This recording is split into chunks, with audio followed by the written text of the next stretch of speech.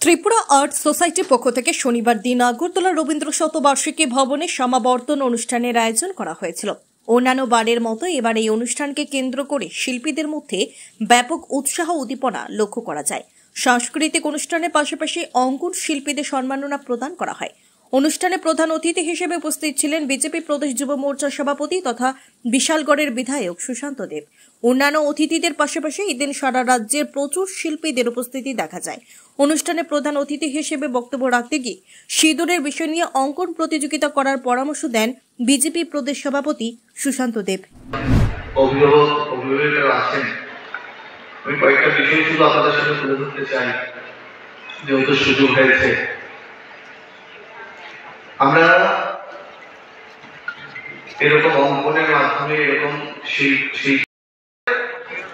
শিল্পের মাধ্যমে আপনারা রাজ্যবাসীকে এই অপারেশন সিন্দুর সম্বন্ধে জানান দেওয়ার প্রয়োজন আছে এবং একটা কম্পিটিশন করা, কার মাথায় কি আছে অপারেশন সিন্দুর নিয়ে, কিভাবে পাকিস্তানের জঙ্গি ঘাঁটিগুলো ধ্বংস করা হয়েছে, কিভাবে ভারতকে গোটা বিশ্ব দেখেছে, ভারতবর্ষের সেনাবাহিনীদের পরাক্রম গোটা বিশ্ব দেখেছে, সেটা নিয়ে যার যার মাথায় যেটা আছে কচিকাছেরা একটা কম্পিটিশন হোক।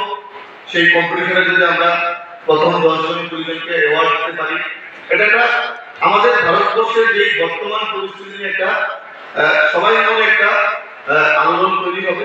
আমি চাইবো আপনারা এরকম একটা কার্যক্রম হাতে নিন এবং এত সুন্দর একটা অনুষ্ঠানে আমাকে আপনারা আমন্ত্রণ করেছেন, আপনাদেরকে ধন্যবাদ ও কৃতজ্ঞতা জ্ঞাপন করছি।